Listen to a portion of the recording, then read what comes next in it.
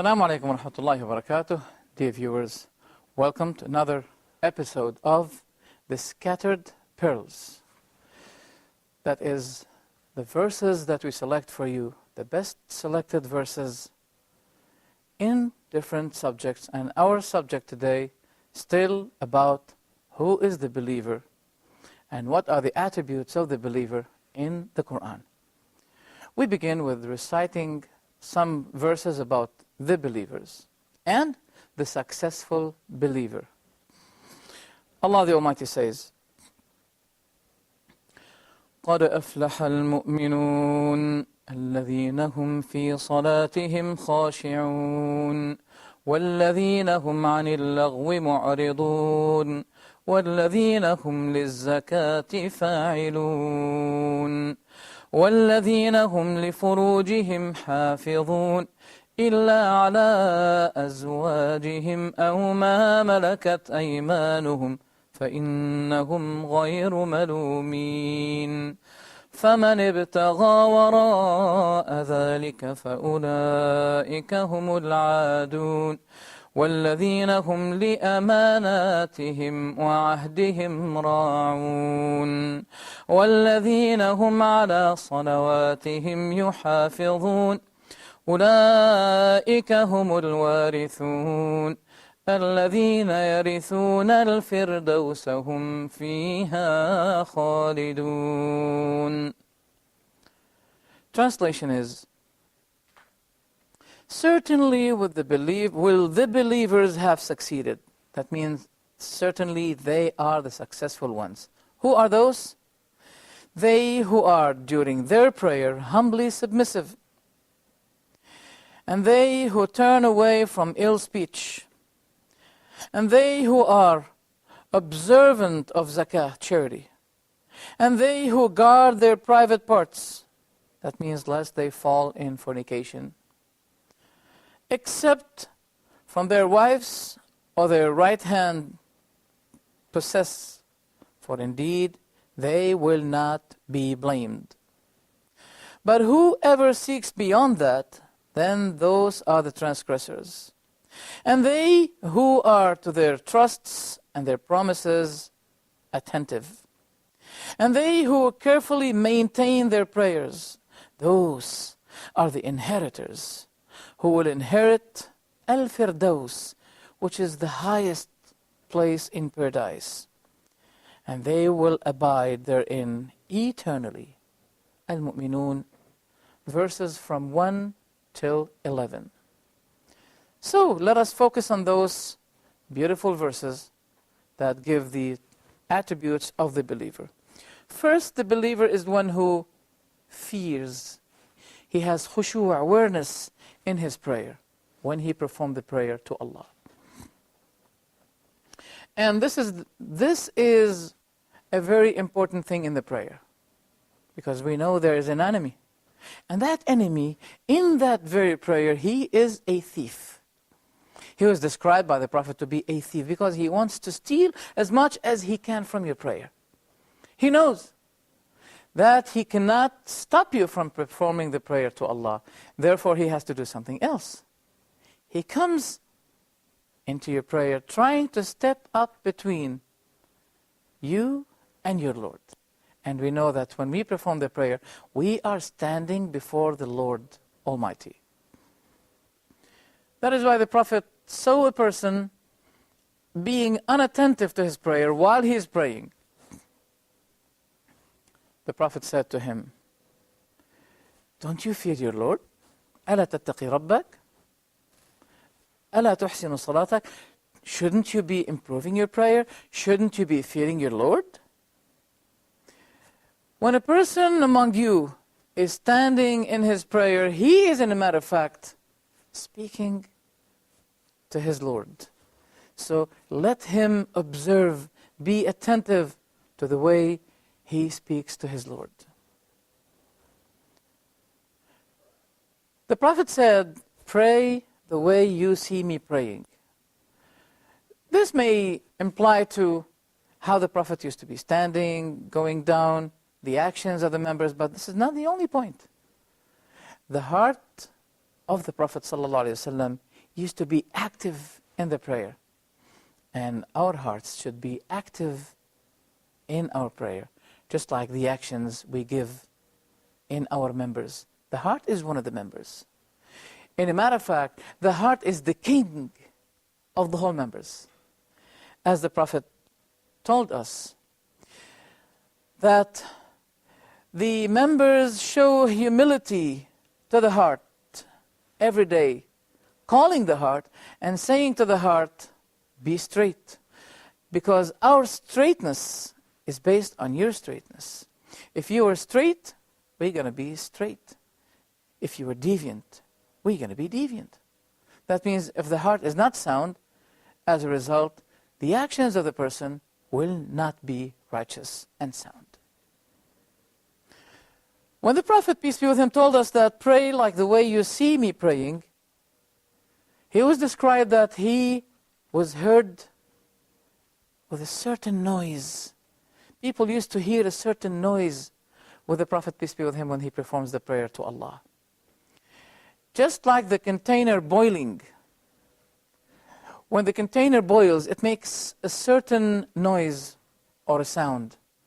This is the same thing that the Prophet was having when he is praying. So, when he says, pray like the way you see me praying, we should be also including the attentiveness and the fear in our prayer when we perform the prayer to Allah.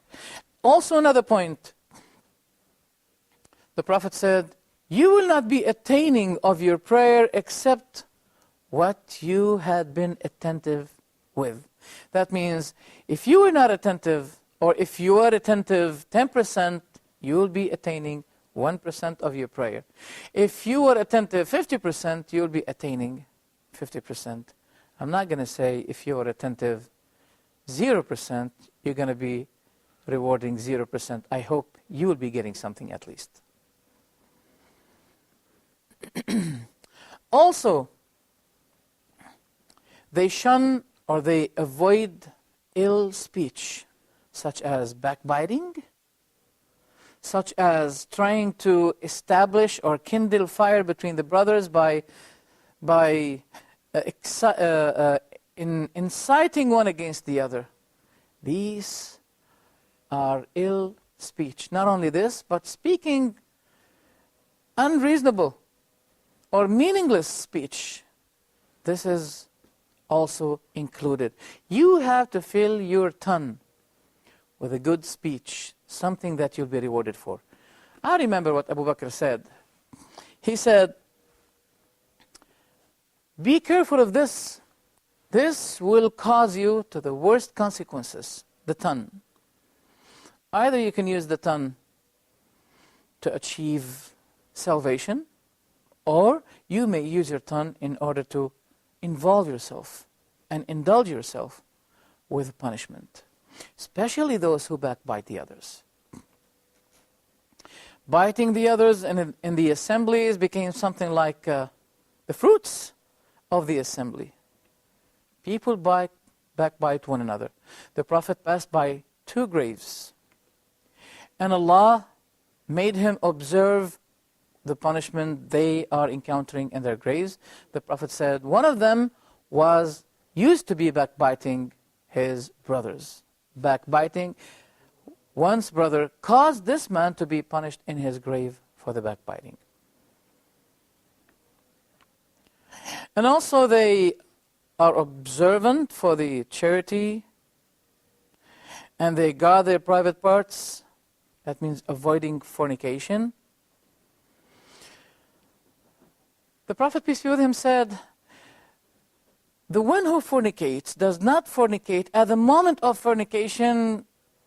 He is not at that moment, at that very moment, he is not a believer.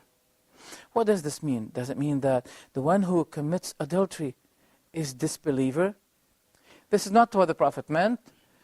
It was explained in another narration that his faith is over him, shading him.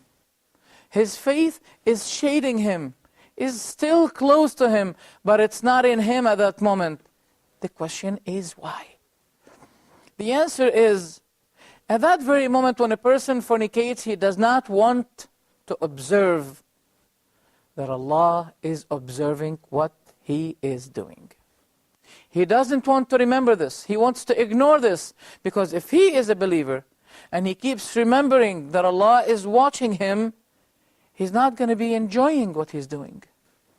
So at that moment, he wants to be a disbeliever. He wants to ignore Allah's watching over him.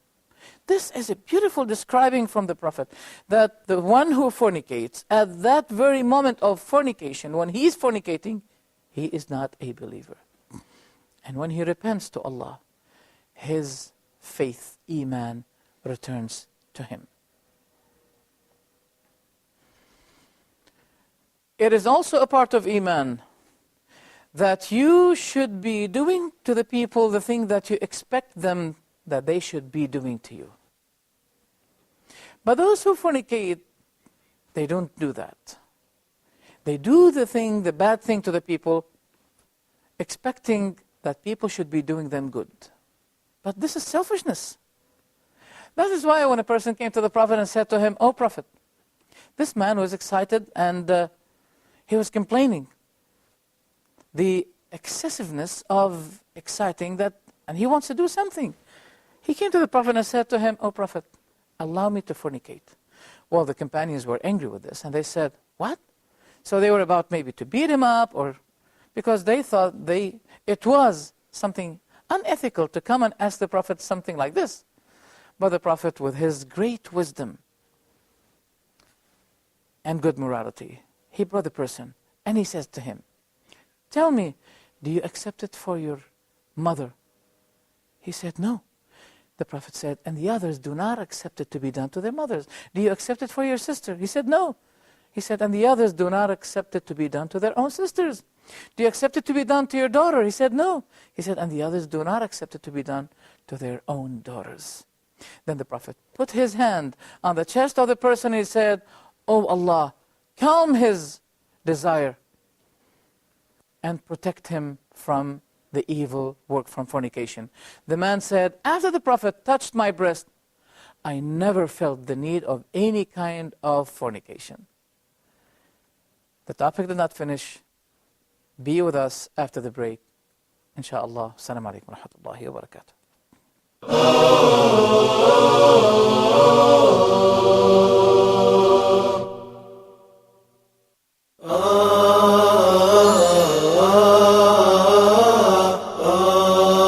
Please, brothers and sisters, in particular brothers, husbands, divorce is the last resort. Even when I was given the topic, the art of divorce, I was thinking, why are we talking about a divorce? As they say in management, do you take serious decisions when you are angry? No one is taking a very serious decision in his life, maybe in his business, while you are angry. A divorce happening every 6 minutes. We are not talking about enjoying the divorce, but we are talking about certain steps to be followed in order to avoid divorce, or minimize the possibility of divorce, or minimize the consequences of divorce. Any divorce taking place have many ill effects. So we would like to minimize those ill effects.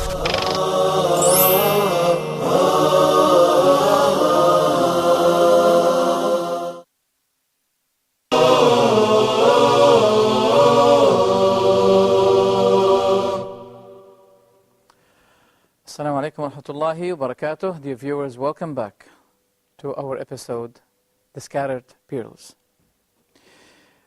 We analyze that Allah the Almighty said here, those are the inheritors who will inherit Al-Firdaus. What does it mean, inherit? Do they inherit someone else? Was someone else supposed to be at their place, then things have been changed? As an answer, I remember where the Prophet, peace be with him, said concerning the person who will be receiving punishment or be giving glad tidings. There is something that explains this. As for the believer, when he will be successfully answering the questions that are addressed to him by the angels, they will be saying to him, look down. To the believer, look down. This is your seat in hell. Now I did not finish, or the narration did not finish here. This is your place in hell if you were a disbeliever. If you were a disbeliever. Now look at your seat up, and he'll be able to see his seat in paradise. And it will be said to him that this is your seat that you inherited since you are a believer. And the vice versa. To be said to the disbeliever, look up. And he'll be able to see his seat in paradise. And it will be said to him, this was supposed to be your seat if you were a believer. But now you look down, and you'll be looking down.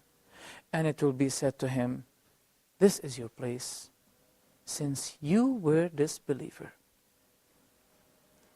What does this mean? Why it has to be so? Because that will be for more regret to him, since he was disbeliever. He ignored Allah. He ignored Allah's constitution. He ignored Allah's orders. Then that will be increasing his regret. It will be increasing his sadness and grieveness that he lost the chance. After it was a big period of time for him to reflect, to make up his mind, and to follow Allah. Well, we're still alive. We can do it. We can make it up if we lost something. So this is what occurs to me, the meaning of yarithuna, they will be inheriting.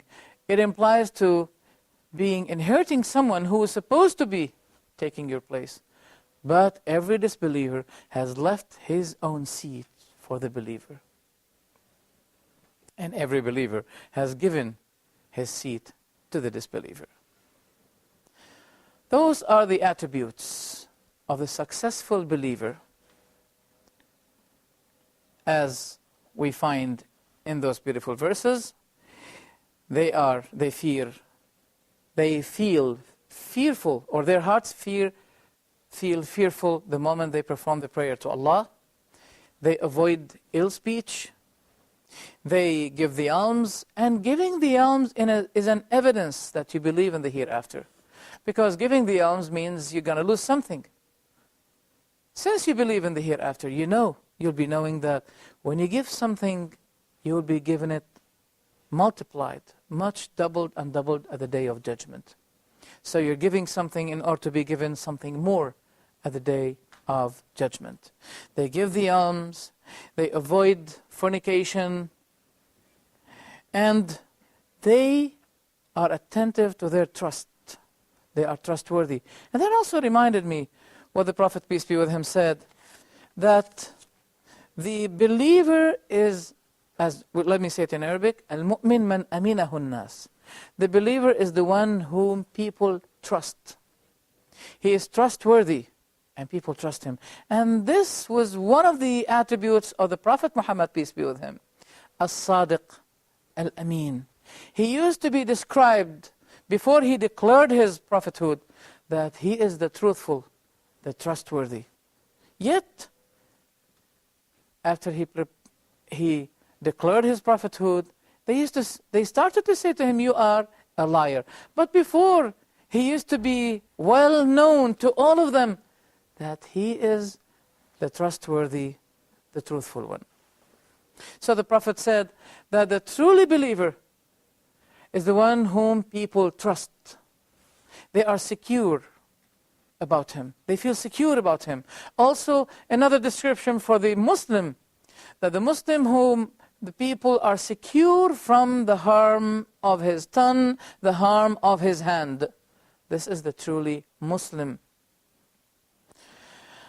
And also the Prophet, peace be with him, said, Wallahi, he is not a believer. Now we want to know why the Prophet is swearing that there are some people who are supposed to be believers, but they are not believers.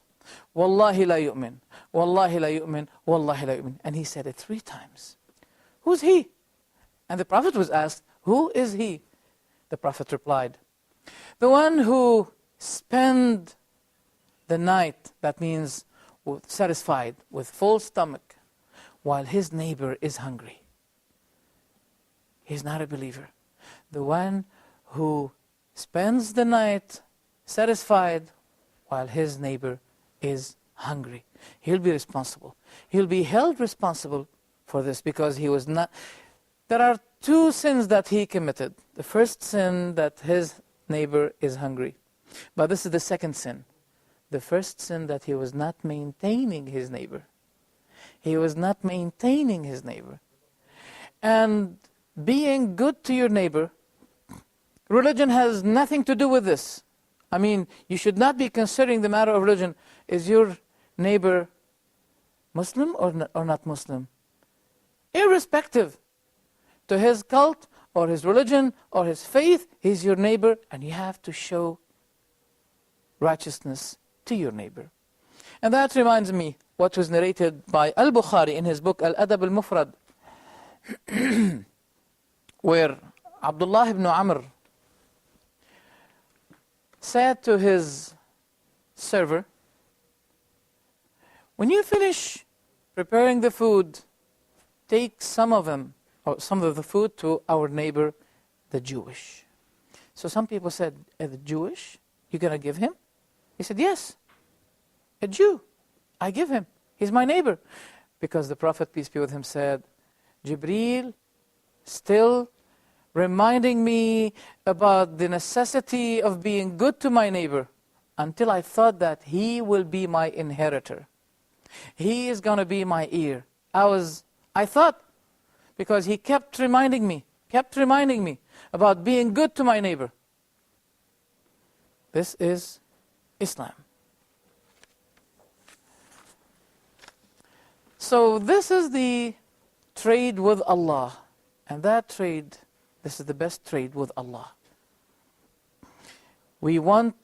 People are always after the things that cause them, that gives them or let them, make them attaining success. And this is the utmost and the highest success. That you will be a truly believer and you'll be the successful believer. Begin with this important thing that the Prophet was, this was the last thing that the Prophet said before he died. What was the thing that the Prophet said before he died? He said, As-salah. As-salah. Ittaqu Allah fima malakat aymanukum. The prayer, the prayer, the prayer. These were the last words that came out of the Prophet's mouth the moment he started to die. The prayer. Fear Allah for those who are under your authority. That means your bondmen, your bondwoman. Take care of them. Don't torture them. Don't humiliate them. Don't lay on them, as the Prophet said, don't lay on them the thing that they cannot bear to do. But if you laid on them something that they cannot bear, give them your hand. That means help them. These are the beautiful things in Islam. I remember also a beautiful thing concerning those who work for you. It's a beautiful, small hadith, yet a lot of Muslims, they should be applying it. And I'm free to say that many people do not really observe or apply this hadith. Give the worker his due money, reward, before his sweat will get dry. That means don't delay yourself. Don't postpone giving him his due reward. Going back to another verse of the Quran, and that is chapter called An-Nur, verse 36, where Allah the Almighty says, في بيوت أذن الله أن ترفع ويذكر فيها اسمه يسبح له فيها بالغدو والآصال رجال لا تلهيهم تجارة ولا بيع عن ذكر الله وإقام الصلاة وإيتاء الزكاة يخافون يوما تتقلب فيه القلوب والأبصار. Translation is, in houses which Allah has allowed to be raised and where His name is mentioned, they're offering praise to Him in the morning and the evening, are men whom neither trade nor sale distracts from remembering Allah. Nothing distracts them from remembering Allah. Performing prayers and paying the poor tax, who fear a day when hearts and eyes will be overturned. Chapter An-Nur, verse 36. The trade with Allah is always successful. In a matter of fact, Allah told us, shall I guide you, O you who believe, shall I guide you to a successful trade with Allah? Believe in Allah and the last day, and strive the best of your soul and your wealth for the sake of Allah. This is the successful trade with Allah the Almighty. There is no contradiction between the lively trade, the trades of life, and the trade with Allah the Almighty. In a matter of fact, you can make the trade of your life as an approach to get closer to Allah and to make your trade with Him greater and greater and more successful. We ask Allah the Almighty to let us be truly believers and to let our trade with Him be successful. We did not finish the topic of the descriptions and the attributes of the believer. Be with us on another episode. Thank you very much. Wassalamu alaikum wa rahmatullahi wa barakatuh.